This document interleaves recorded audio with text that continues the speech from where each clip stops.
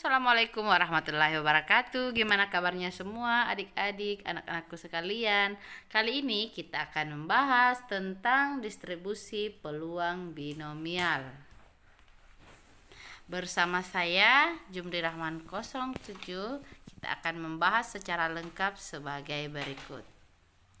Adapun kompetensi dasar yang akan dicapai setelah mempelajari materi ini yaitu menjelaskan dan menentukan distribusi peluang binomial berkaitan dengan fungsi peluang binomial. Oke, itulah kompetensi dasar yang akan kita capai setelah mempelajari materi ini. Tetapi sebelum lanjut lebih jauh, jangan lupa video ini ditonton dan jangan di skip, serta jangan lupa di subscribe, like, dan beri komentar, dan tolong dibagikan kepada media sosial lainnya ya. Oke, materi kita kali ini distribusi peluang binomial. Percobaan acak yang hanya memiliki dua hasil yang mungkin disebut percobaan Bernoulli.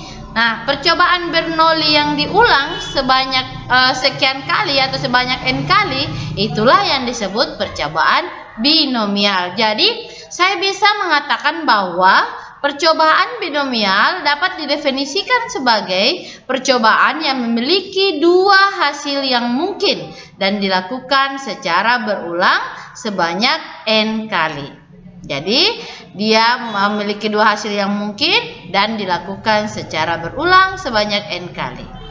Jika nilai-nilai variabel acak binomial beserta peluangnya didaftar dalam bentuk tabel atau grafik, diperolehlah distribusi peluang variabel acak binomial. Jadi, kalau peluang-peluang yang diperoleh tadi ya didaftar dalam bentuk tabel atau grafik, maksud saya di sini adalah peluang dari nilai-nilai variabel acaknya itu dibuat dalam bentuk tabel atau grafik, maka itulah yang disebut dengan distribusi peluang variabel acak binomial, gitu ya.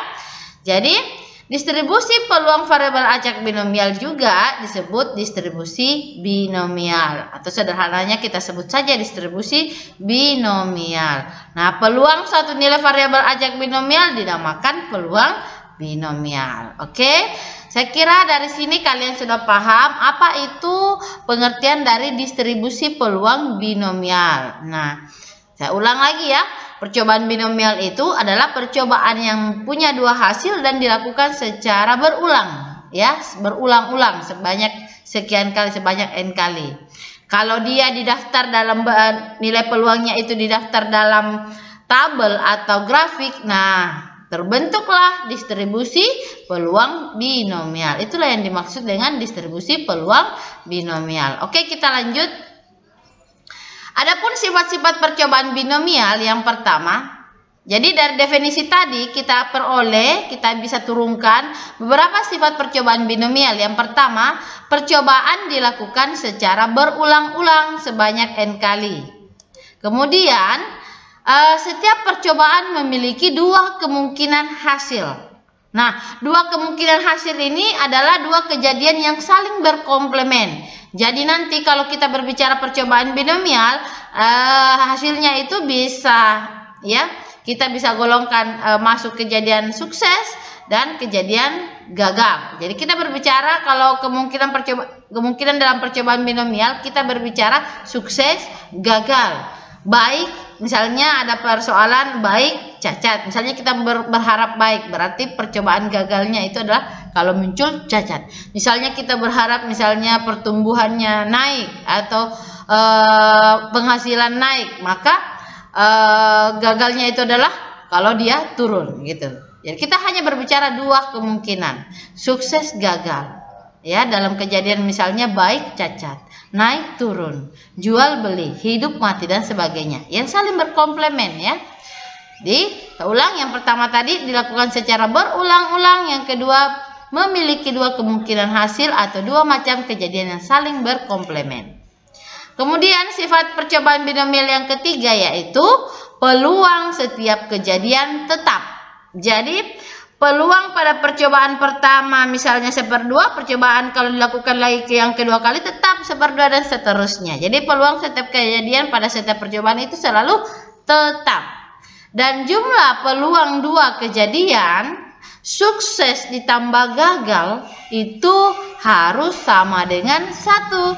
Jadi misalkan peluang suksesnya itu P, peluang gagalnya itu Q, maka peluang sukses ditambah peluang gagal itu harus sama dengan 1, atau P tambah Q sama dengan 1. Sifat yang keempat, yaitu setiap percobaan bebas atau istilahnya independen satu sama lain. Saya perlu jelaskan ya, bahwa yang namanya setiap percobaan bebas itu maksudnya adalah hasil percobaan yang satu tidak mempengaruhi hasil percobaan yang lain. Itulah yang dimaksud dengan bersifat bebas atau independen. Jadi inilah sifat-sifat percobaan yang termasuk percobaan binomial. Oke, kita masuk bagaimana rumus fungsi distribusi peluang binomial. Jadi, peluang X kejadian yang diharapkan dari N percobaan binomial itu didefinisikan. Oke, sebelum saya masuk masih ingatkan ini adalah simbol kombinasi ya. Kita sudah pelajari bagaimana bagaimana menentukan suatu kombinasi dari suatu kejadian ya.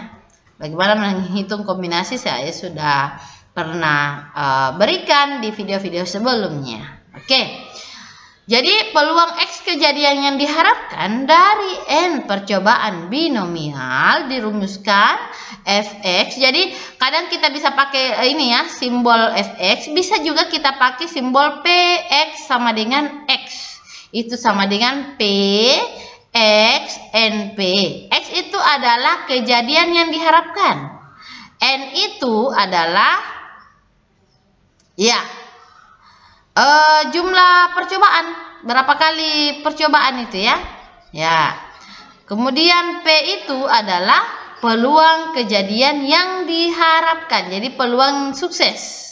Sedangkan di sini ada simbol Q, ini adalah peluang kejadian yang tidak diharapkan atau peluang gagal.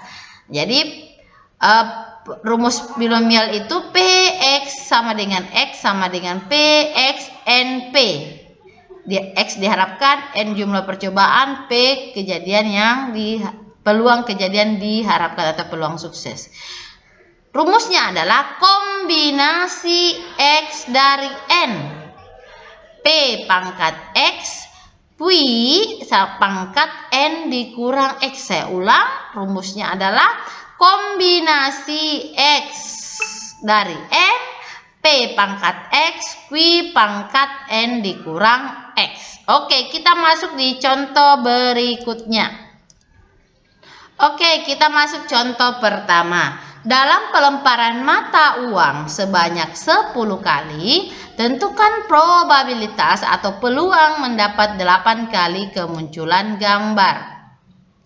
Nah, dari soal ini kita bisa tahu bahwa N-nya itu 10. N ingat itu adalah jumlah berapa kali percobaan.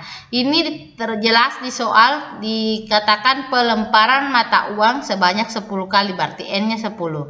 Kemudian X sama dengan 8. Kenapa? Karena di sini yang diharapkan adalah mendapat 8 kali kemunculan gambar. Kemudian P sama dengan 1/2. P itu ingat, P itu adalah probabilitas atau peluang kejadian sukses.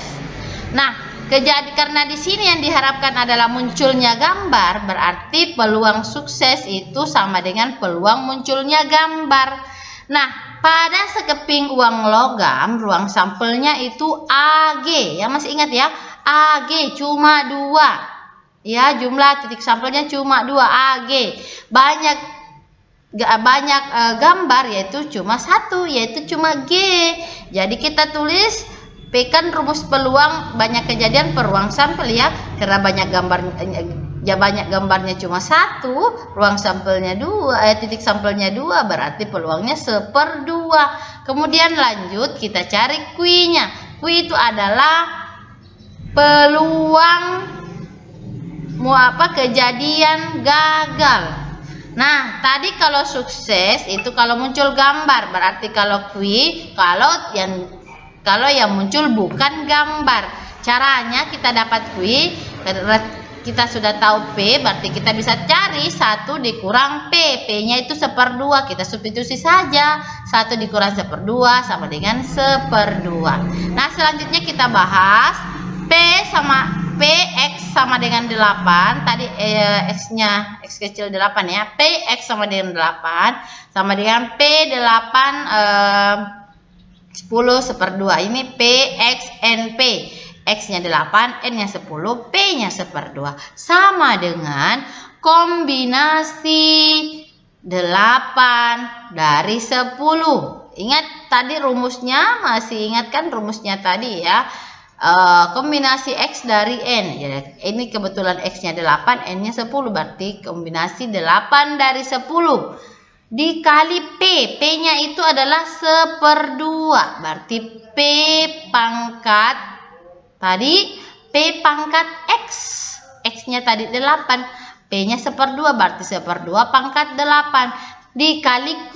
Q-nya kebetulan sama juga 1/2. Pangkat N dikurang X. Jadi 2 ini diperoleh dari 10 dikurang 8. Gitu. Lanjut. Nah, kalian kan sudah belajar apa itu kombinasi ya, atau bagaimana menentukan kombinasi. Nah, kombinasi 8 dari 10 kita bisa uraikan menjadi 10 faktorial per 8 faktorial dikali 2 faktorial. Masih ingat kan caranya? 10 faktorial, ini 8 diturunkan di sini, kemudian 2-nya diperoleh dari 10 kurang 8. Dikali 1/2 pangkat 8 dikali 1/2 pangkat 2. Nah, lanjut kita uraikan menjadi 10 faktorialnya kita uraikan menjadi 10 kali 9 kali 8 faktorial. Kenapa kita berhenti di 8 faktorial? Karena rencananya kita mau coret dengan yang ada di bawahnya. Terus 2-nya ini kita uraikan saja, 2 kali 1. Kemudian ini 1/2 pangkat 8 dikali 1/2 pangkat 2. Ya saya gabungkan saja kebetulan karena basisnya sama-sama 1/2. Nah, kalau basis sama maka pangkatnya bisa dijumlah. Ya, 8 tambah 2 sama dengan 10. Berarti kita uraikan corot. Oke, coret 8 dengan 8. 10 kali 9, 90 bagi 2, 45. Nah, 1 pangkat 10 itu 1, 2 pangkat 10 itu 1024. Nah, kalau kita kali 45 kali 1 dibagi 1024, itu hasilnya adalah 0,0439. Jadi, peluang mendapat 8 kali kemunculan gambar adalah 0,0439. Oke, kita masuk contoh kedua. Dalam pelemparan 10 dadu sekaligus, berapa peluang munculnya permukaan dadu bermata 5 sebanyak 8 buah? Dari soal ini, yang hati-hati ya. Soal ini N-nya itu ya dari berapa dadunya? Ya, N berarti N-nya adalah 10. Ya. Karena yang diminta diharapkan muncul bermata 5 sebanyak 8 buah. Berarti X-nya adalah 8. Oke, permukaan dadu bermata 5. Perhatikan untuk mata dadu dadu ya, dasar sebuah dadu itu ruang sampelnya itu 6. Oke, makanya kita tulis 6. Ruang sampelnya 1, 2, 3, titik sampelnya 1, 2, 3, 4, 5, 6. Ada 6, ya kan? Kalau sebuah dadu. Nah, satunya ini didapat dari mana? Karena ya, kan rumus peluang kan peluang kejadian, banyak kejadian. Rumus peluang kan banyak kejadian per banyak titik sampel. Nah, titik sampelnya kan sudah ditahu ada 6 kalau sebuah dadu kan. Kemudian 1 ini kenapa ditulis 1? Karena mata 5 pada sebuah dadu hanya 1 yang bermata 5 kan?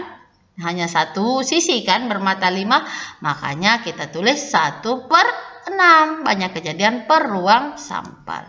Kemudian Q-nya itu kalau yang muncul bukan bermata 5 atau Q itu peluang gagal. Berarti 1 dikurang peluang sukses tadi 1/6. 6 kali 1 6 dikurang 1 sama dengan 5. Itu cara cepatnya ya. Kita dapat 5/6. Oke, kita lanjut bahas. Jadi perlu saya sampaikan, ini tadi kita bisa tulis F8, bisa juga kita tulis PX sama dengan 8. Ini maksudnya sama ya. Ya, sama-sama menyatakan fungsi peluang. Oke. Peluang binomial. Nah, sama dengan P8 10 1/6. 8 titik koma 10 titik koma 1/6. 8-nya karena X-nya 8. 10-nya, N-nya 10, dan P-nya adalah 1/6. Sama dengan tadi caranya, kombinasi 8 dari 10 kali P. P-nya itu 1/6 pangkat X. X-nya 8. Kemudian ini Q-nya 5/6. Kemudian 2-nya diperoleh dari 10 kurang 8. Sama dengan 2. Nah, kita uraikan seperti tadi. Nah, kita dapat ini 1 pangkat 8 itu 1, 6 pangkat 8, 6 pangkat 8, 5 pangkat 2 itu 25, 6 pangkat 2 kita tulis juga dulu sementara 6 pangkat 2 saja. Karena akan ada yang bisa disederhanakan. Nah, kita dapat coret 10 kali 9 itu 90 bagi 2, 45. 1 kali 25 itu 25, 6 pangkat 8 dikali 6 pangkat 2 kan 6 pangkat 10. Nah, sama dengan 45 dikali, ini kalau diuraikan 6 pangkat 10 itu hasilnya sekian. 60.466.176. Hasilnya adalah 0,00019. Ini hasil pembulatan sebenarnya ya. Bisa kalian cek di kalkulatornya masing-masing. Uji goncangan tertentu dengan peluang 3/4. Hitunglah peluang bahwa tepat 2 dari 4 suku cadang yang diuji tidak akan rusak. Oke. Jadi dari soal ini sudah jelas ya. N-nya 4 karena dari 4. Kemudian X-nya 2 karena diharapkan tepat 2. Gitu ya. Kemudian P, kenapa P-nya kita ambil 3/4? Perhatikan pertanyaannya adalah hitunglah peluang bahwa tepat 2 dari 4 suku cadang yang diuji tidak akan rusak. Sementara di kalimat awal dikatakan dapat menahan uji goncangan. Nah, begini, asumsinya gini.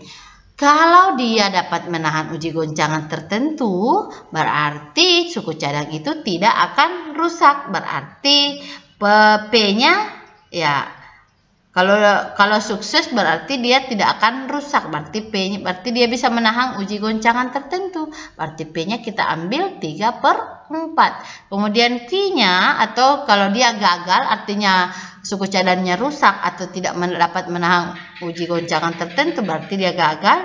Q-nya itu sama dengan 1 dikurang 3/4. Itu sama dengan 4 kali 1 4 dikurang 3 sama dengan 1/4. Oke. Nah, dari sini X-nya 2, kemudian XNP. X-nya 2, N-nya 4, P-nya 3/4. Nah, kita uraikan kombinasi 2 dari 4, 3/4 pangkat 2 karena P-nya tadi adalah 3/4 pangkat 2 karena X-nya adalah 2. Kemudian Q-nya tadi 1/4, 1/4. Jadi kita tulis ini 1/4. Kemudian kita dapat 2 dari ini karena 4 dikurang 2 sama dengan 2. Oke, kita lanjut. Kita uraikan 4 faktorial, 2 faktorial, 4 kurang 2 sama dengan 2 faktorial. Dikali 3/4 pangkat 2 ya kita uraikan saja. Ini kalau kita uraikan saya stop di 2, saya coret. 4 kali 3 dibagi 2 itu sama dengan 6. Nah, 3 pangkat 2 itu 9, 4 pangkat 2 itu 16, 1 pangkat 2 itu 1, 4 pangkat 2 juga 16. Maka kita dapat 6 kali 9, 54, 16 kali 16, 256. Kalau kita kecilkan dapat 27/128. Jadi, peluang tepat 2 dari 4 suku cadang yang diuji tidak akan rusak adalah 27/128. Oke, kita masuk di contoh terakhir. Dari uji petik sebuah perusahaan kalkulator diperoleh bahwa rata-rata produksi kalkulator yang rusak sebanyak 10%. Jika dari total produksi diambil 5 buah kalkulator, hitunglah probabilitas atau peluang. A. Ada 2 kalkulator yang rusak. B. Paling sedikit 2 kalkulator yang baik. Oke. Perhatikan baik-baik di sini, jangan ada yang keliru ya. Perhatikan bagian A itu yang ditanyakan kalkulator rusak. Peluang ada kalkulator yang rusak ya. Berarti peluang suksesnya adalah ketika mendapatkan kalkulator rusak, ya kan? Nah, berarti kita bisa tulis misalkan X banyak kalkulator rusak dari 5 kalkulator. Maka kita dapat tulis X sama dengan 2 karena yang diharapkan ada 2 ya. Kemudian N sama dengan 5 karena ada 5 buah kalkulator. Kemudian P sama dengan 10%. Dari mana? Dari sini kalkulator yang rusak sebanyak 10%. Ingat, rusak 10%. Kan yang diharapkan rusak, berarti yang suksesnya ini kita bisa pakai yang ini 10% gitu ya. P sama dengan 10% sama dengan kalau kita ubah 10 per 100 itu 0,1 atau 1/10. Nah, Q-nya berarti peluang gagalnya 1 kurang 0,1 ya 0,9. Berarti PX sama dengan 2 X N P.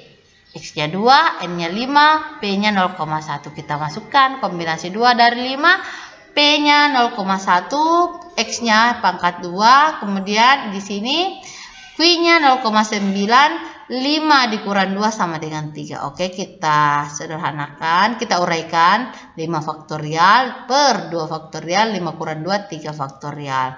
Hasilnya kita uraikan lagi 5 kali 4 kali 3, kita stop di 3 karena kita mau coret yang di bawahnya. Hasilnya adalah 5 kali 4 20 bagi 2 itu 10.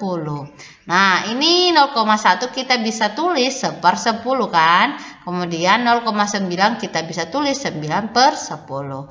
Nah, hasilnya 10, 1 pangkat 2 itu 1, 10 pangkat 2 itu 100. Kemudian 9 pangkat 3 itu 9 kali 9 81 kali 9 lagi itu 729. 10 pangkat 3 itu 1000. Hasilnya adalah ya kalau kalian cari di kalkulator ya 10 kali 1 kali 729 per 100.000 hasilnya adalah 0,0729. Ya, inilah peluang ada kalkulator yang rusak. Ada 2 kalkulator yang rusak yaitu 0,0729. Oke, kita ke bagian B. Perhatikan baik-baik. Untuk bagian B ditanyakan paling sedikit 2 kalkulator baik ya. Paling sedikit 2 kalkulator baik. Kita membahas baik sementara diketahui adalah rusak. Jadi bukan ini yang sebagai P-nya. Kita harus balik ya, karena yang diketahui di soal rusak 10%, sementara ditanyakan adalah baik. Jadi ini kita tidak bisa ambil sebagai P, justru ini adalah sebagai Q. Oke, kita lanjut untuk membahas bagian B. Paling sedikit 2 kalkulator baik. Jadi misalkan X banyak kalkulator yang baik dari 5 kalkulator. Jadi jelas N-nya 5. P-nya 0,9. Tadi saya sudah katakan bahwa disoalkan yang tadi yang diketahui adalah peluang rusak itu ya 10%. Sementara yang ditanyakan di sini baik. Jadi kita harus balik juga. Peluang baik itu kita jadikan peluang rusak itu kita jadikan Q. Sementara ya P-nya berarti tadi kan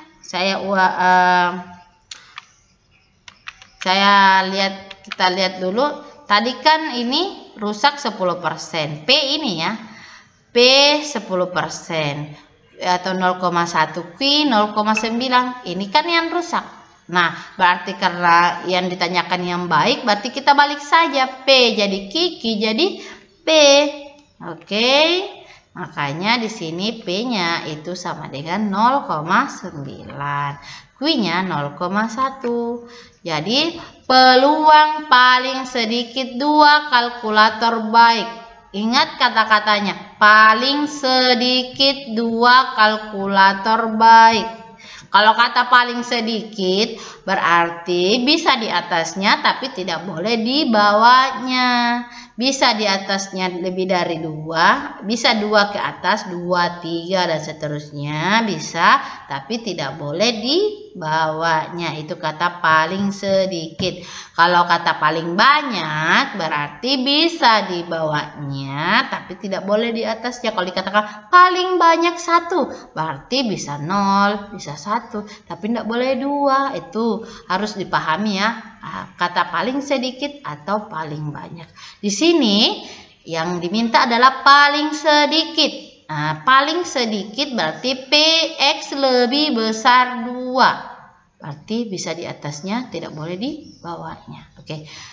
PX lebih besar 2, lebih besar atau sama dengan 2. Sama dengan 1 dikurang ya sebelumnya 2 kan?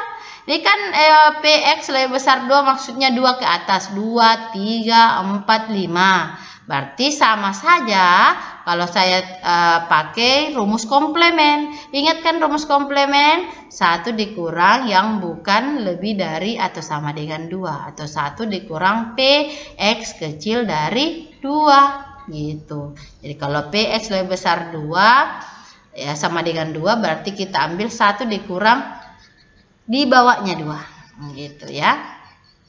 Nah yang di bawahnya 2 itu yang mana?